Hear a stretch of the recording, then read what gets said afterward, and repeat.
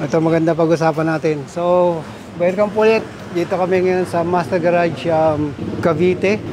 So, pag-usapan natin, so meron tayong tamang-tama. Marami tayong mga KD engines, tsaka GD engine.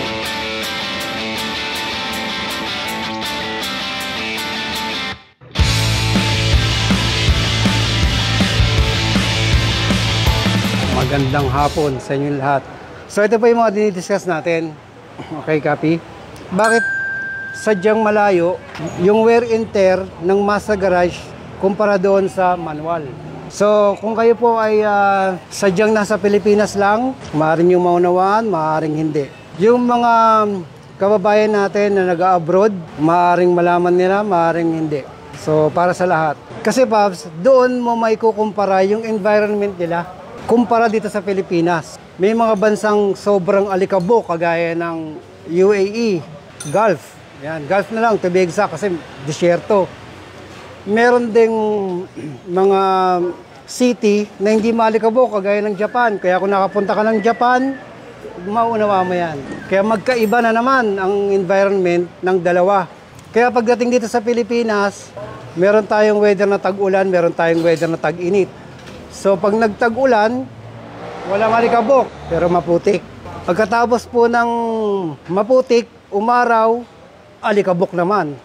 Ganun po yun, sir. Which is yung nasa manual natin, in general. Pero po, nagdidepende po yan doon sa actual na pangyayari sa sitwasyon kung nasaang lupalop ka ng mundo nandoon. Copy? Basehan namin kung bakit mas mababa ang maintenance, ang preventive maintenance dito sa Pilipinas kumpara mo sa ibang bansa. Halintulad yung lifespan ng GD engine sa mga T67 engine. Mali daw ang Master Garage. Gastos lang daw yan. Bakit gastos, sir? Nagbibigay na ng idea na dapat magpalit ng drive belt ng mga GD engine ng 50, maximum ng 60,000 or 4 to 5 years. Meron ako dito mga drive belt. Ang isa po dito ay GD engine, original. Ang isa naman po ay KD engine, Hi-Ace, Innova, yan, original. Ito po yung ibig kong sabihin. Ano ang maaaring tamaan? Yan. Ito walang crack. Pero way back 2017 model, 2016 model, yan, wala yung crack. Bakit pinalitan, sir? Ito na. Magbubukas tayo rito, sir, ng original to, sir. Itong original na to, Toyota, gawa ng bando for Toyota. So, yan ang original. Tingnan nyo mabuti, mga paps. Diba? Lagpas na siya doon sa haba. Copy? Yan. Nakita nyo, ha? Yan, no? So, ibig sabihin, itong drive belt na to, nag-elongate. Copy? Pero hindi siya sira. Okay? Kasi ang usapan natin dito, Pops, bakit siya papalitan? Yan. Ngayon, ito na. Pops, isa pa. Dito naman tayo sa D4D. Okay? Yung ginagawa namin na Hi-Ace. Okay? Diba sa Toyota kasi nagkatrabaho? Ito, ganun din. Okay? Original, bando, para sa Toyota. Hi-Ace. Yan. Nakita mo, sir? Unat din, lagpas, sobra. Diba?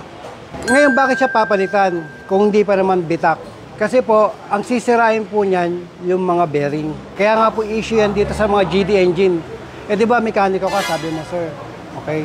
So, dapat, alam mo yan, na ang issue ng GD engine at saka mga KD engine ay yung mga bearing panlabas. Idler bearing, tensioner bearing, alternator pulley, alternator bearing, dalawa. So, bakit siya nasisira? Di ba? Kasi po, pag nag-elongate, humaba ang belt, ang tensioner, hindi niya na po mapiga ng mabuti. Kaya nangyayari po ay kumakalog. Kapag kumakalog po yan, ang mga idler bearing ay nagyayanigan. Copy? Kaya po yan, marami kang babayaran, marami kang bibilhin, marami kang mapapalitan, inaagapan. Yan ang nagiging cost actual. Okay? Etong Hi-Ace dyan, pinalitan. Pero hindi naman, sir, sira. Di ba? Wala namang bita kamo. Pero humaba. Ano ngayon ang tinamaan sa kanya? Alternator bearing. Umingay ang alternator bearing. Bakit po? Kasi yung tensyon umuuga. Ano ba ang nagdadrive sa kanila? Di ba, belt? So ang belt na yun, sir, may tension, may higpit. Copy?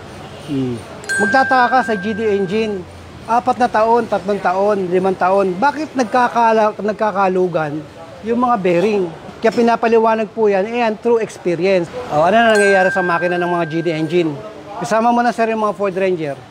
Di ba, dala-dalawa pa yung tensioner nila. Pag sinisilip mo, lintik ang kalog.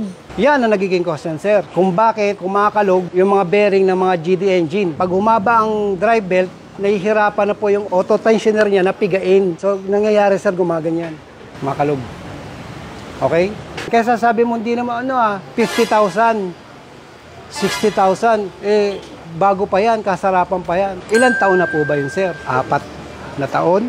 5 taon? Bakit yun sa akin?